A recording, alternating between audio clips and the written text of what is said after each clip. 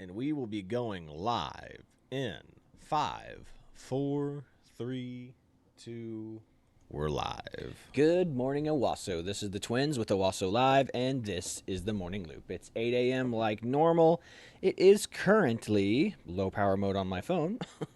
It is currently 68 degrees outside, and we're going to have a high of like 85, 86 degrees out. So it's going to be nice. It's really darn windy out right now, folks. So, again, if you've got sinus issues with all the pollen and all the tree sapling flowing around in the air right now, definitely want to keep some Claritin or some nasal spray with you because it is very, very windy today. So, I mean, those trees over there at the Y look like they're trying to blow into the building. So, that being said, traffic conditions are slow going in Tulsa.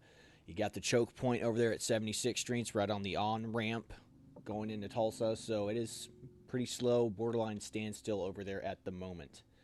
So, yeah, you can see the wind shaking our camera, how strong the wind is blowing. So, but yeah, traffic's going to be slow. So, if you want to reroute and go 75 or go Mingo, that might be your best bet at the moment. I don't imagine it'll stay this way too long, but it is very slow at the moment. So, keep that in mind as you plan your route. As far as local events go, I mean, not a lot's changed. You got that art show for the high school. Nothing's changed at all. It's quite literally that art show that's happening pretty much all this week till this weekend.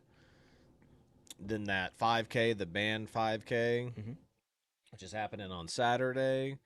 And that's really it. There's not a lot going on. I'll double check real quick to make sure I didn't miss anything, but pretty sure we're good on all that. Yeah. Good deal. The art thing, Bunko for a Cause on the 16th. Forgot about that. Senior, the Mills Elementary Recorder event. Art. The golf tournament on the 19th. Nice.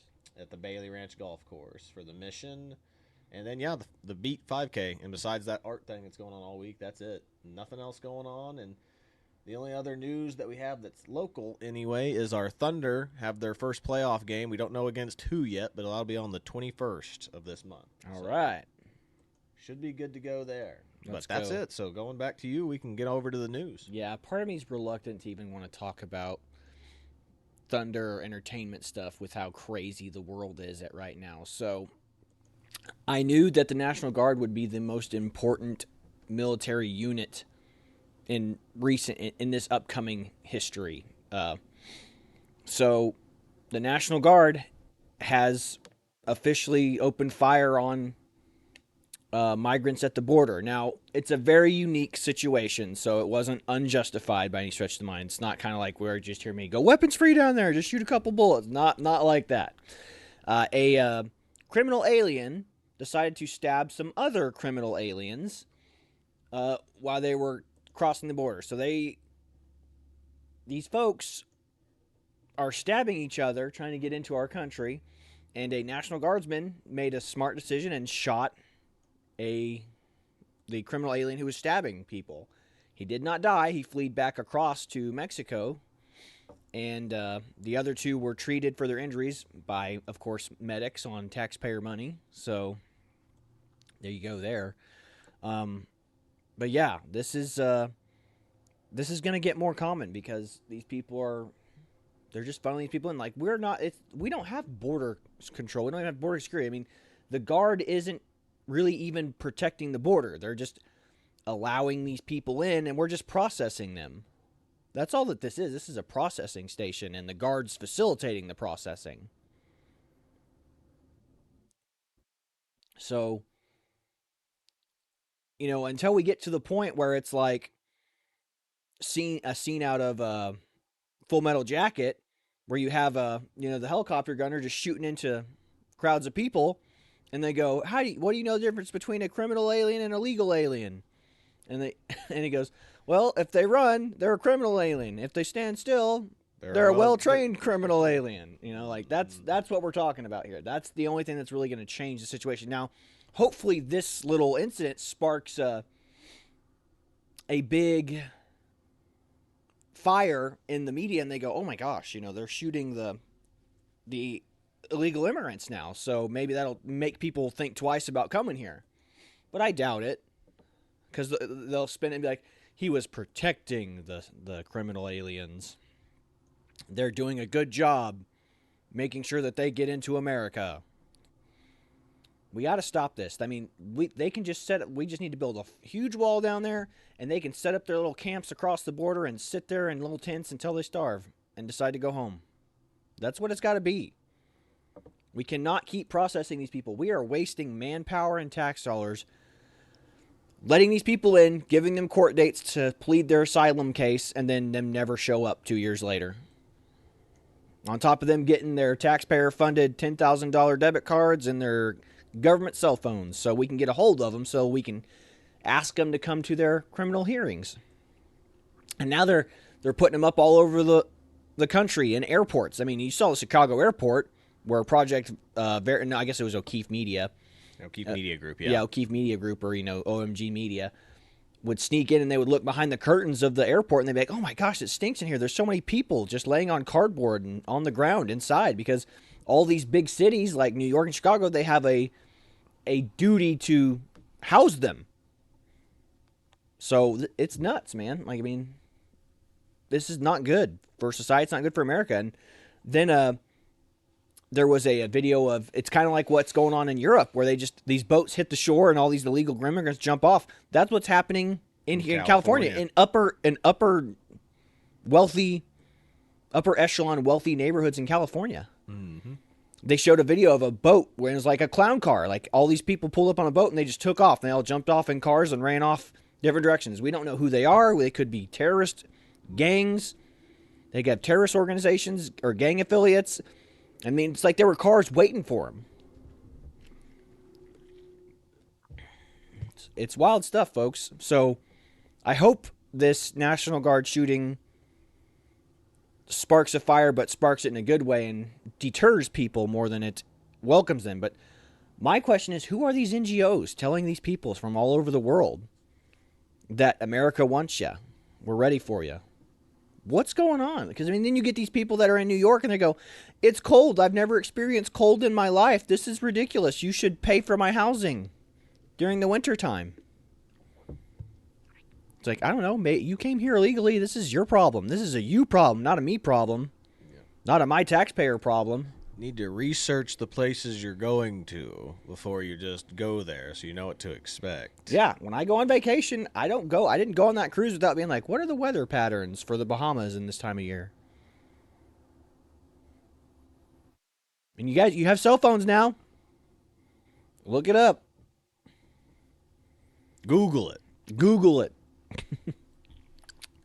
But yeah, I'm hoping that this, there better not be any prosecuting this National Guardsman who shot and protected these other. Yeah. And this was in the same area that they rushed the fence and all that. So this is a hot spot for crossings and dangerous activity. So there you go, folks. Like I said, the Guard really aren't keeping people out. They're just processing them in at certain points. That's all that's going on here. And again, all those criminal aliens that ran through and trampled the National Guard, all of them were released of their own recognizance a couple weeks ago. We're just letting them in. The Guard's not doing anything to them. Like I said, go weapons free down there. It's not going to take that many bullets. You'll hear public outcry. You'll hear America's evil, but our economy cannot handle this. It cannot. Everybody keeps complaining about the price of food going up, the price of insurance going up. You know why? There are less people that have insurance, so you have more people who are getting in wrecks with uninsured people, and your insurance company as well.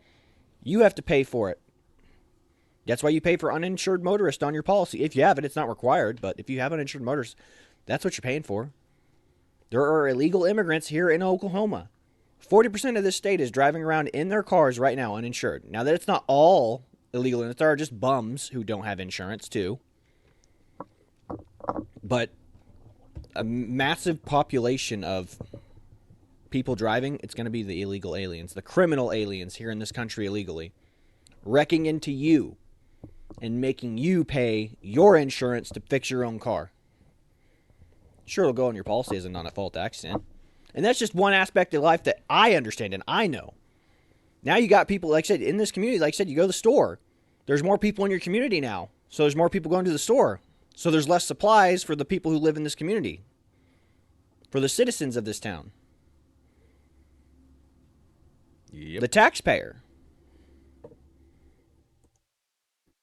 I understand that you all want to be like, oh, we have big hearts. We're good people. We think we have enough. We have enough room to share. We have enough to make the rich pay their fair share. Who are you to dictate where their money goes? Who are you to put it upon your neighbor to use their money and use their home to house these people? Said again, death by 1,000 cuts. Because you're just, the more you let in, the bigger you say your heart is, the kill them with kindness kind of mentality. It's like, oh, we can do it. We can do it. You're going to destroy your economy. You're going to destroy your resources in this area. So just think about that. So we'll move on to Donald Trump, I guess, and his Donald Trump's double secret probation. So he is currently tied up in court at the moment, and he has, and it's for a misdemeanor. It's for allegedly paying off that Stormy Daniels situation. But what he paid a lawyer fee to his lawyer, which I can't remember who the lawyer was. I would recognize his name if someone said it. Do you remember what his name was? Not off the top of my head. But anywho, irrelevant. They're saying his lawyer paid Stormy Daniels a couple $100,000 or so to be quiet and go away, and then Trump paid his lawyer whatever service fee, and like they're saying that service fee was him paying off the lawyer to pay off the porn star. Well, how are you going to prove that? Because he's going to charge it, because the lawyer's just going to charge it as services rendered fee. So, I don't know. I mean, I guess you'd have to. I guess Stormy Daniels have to be the one to be like, yeah, he paid me off. But if it was that simple, don't you think this case would already be over? Either way, this is a misdemeanor trial, but the judge is prosecuting it as a felony trial because he keeps saying that Trump essentially they know something that the public's not allowed to know. It's like, what do you know that they can't go public about this trial? I mean, aren't all trials supposed to be public and known to the court anyway?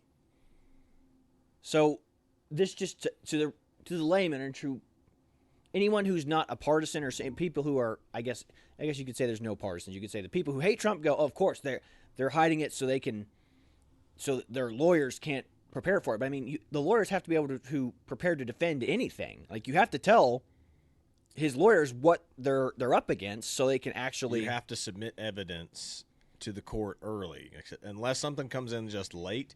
But yeah, the defense has to be aware of whatever evidence is coming in. Yes. So what exactly could they say? What are they hiding that they say they have on Trump to prosecute this as a felony, but they're not telling the public or his lawyers? But they're just doing it to keep him in court because he can't. This is why this is political. They're keeping him in court so he can't go out and go to rallies, campaign, fundraise. Like I said, they won't even let him go. He tried to get off this court. He tried to get off court Wednesday so he could go to his son's graduation, and they were like, "Nope, you have to be here." Like that's the level. It's like, I'd like to go to my son's graduation. You're a criminal. We need you here. But we won't tell you what we're prosecuting you for criminally, but you're here for a misdemeanor. Well, if this is just a misdemeanor, then I really don't need to be here and my lawyers can handle it. Again, this is all political. If you don't think so and you hate Donald Trump, fine. But again, this is selective prosecution. And if they can do this to someone like Donald Trump, what happens when they decide to come for you? You're just a guy. You're just a person who makes maybe $100,000. Let's say you make $100,000 a year. I mean, Donald Trump has a lot of money. He's got FU money. You've got I'm struggling to feed my family money and pay my mortgage money. You've got average Joe money. You're not wrong. So what's going to happen when they decide to selectively prosecute you for your beliefs? I said if you're on the political left, it's the same thing.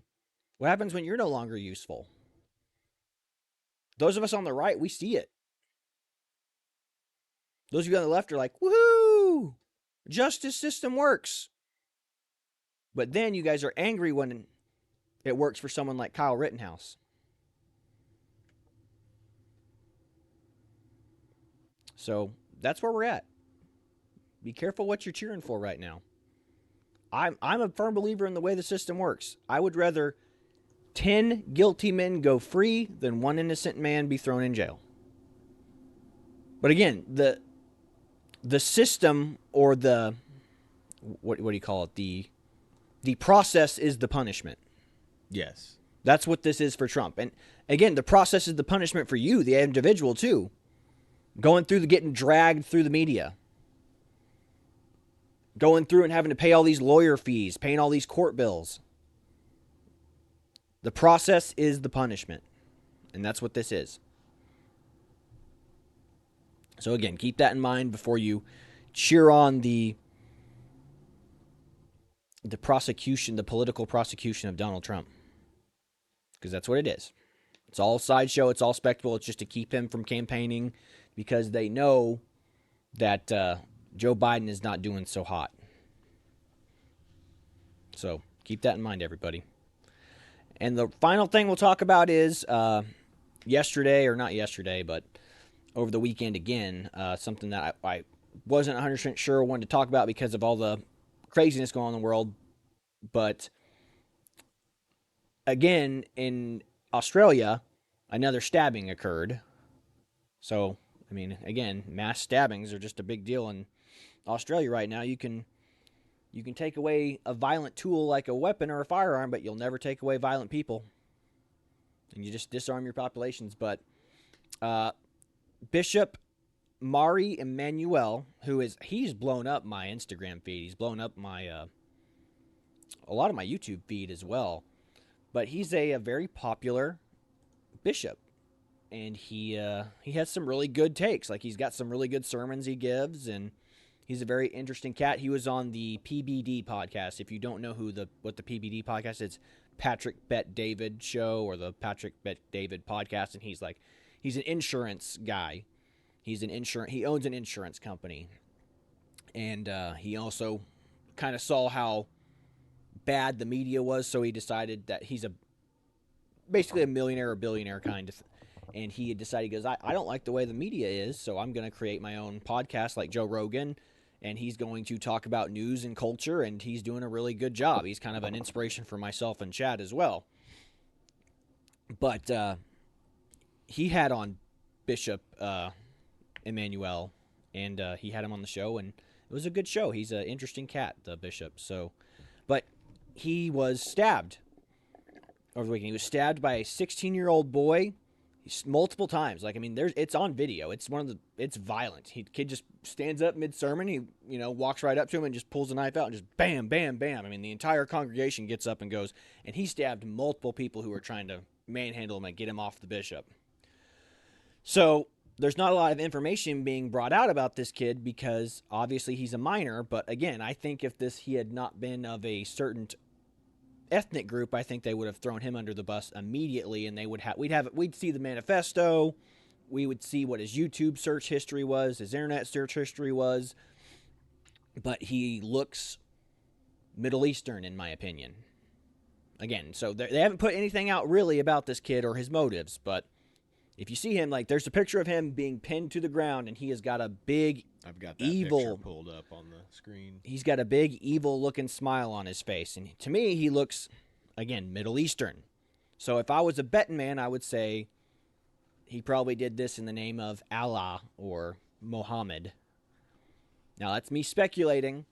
Now, as I was looking through Instagram, and as I was looking through Facebook, and I'm just kind of scrolling through and reading comments, there's a whole lot of Islamic folks who are coming in going, he's a Mossad agent who's trying to sow distrust between Christians and Muslims. And I'm just like, why is this a thing? Like, of all the things you could say, you're saying there's a 16-year-old Mossad agent. And Mossad agent's it's like the Israeli Secret Service. That's what Mossad is. They're CIA, or they don't even have a word for CIA and stuff. That's what Mossad is. So Mossad's just like their undercover agents who go around doing things. So, Yeah. But yeah, if you're going to tell me that a Middle Eastern-looking 16-year-old boy was brought up to be a Mossad agent, you are stretching. So that's what that's what's being picked up, or is the counter argument in the Islamic community right now. So I'm pretty sure once more information comes out, if more information comes out, because again, this kid is 16 years old. He is a minor. But again, there is a media double standard here.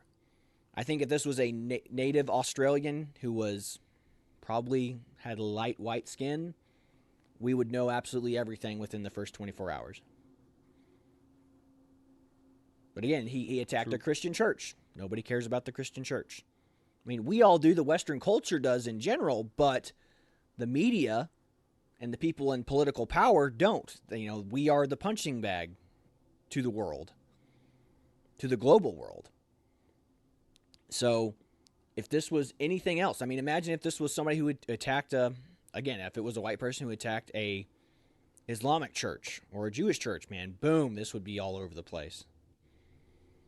But Bishop Emmanuel has some takes that are not pro-LGBTQ, that are not pro-trans.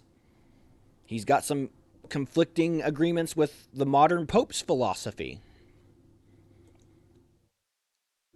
So that's why the media is not covering this as harshly. And all these articles that I was reading don't give any information out about it.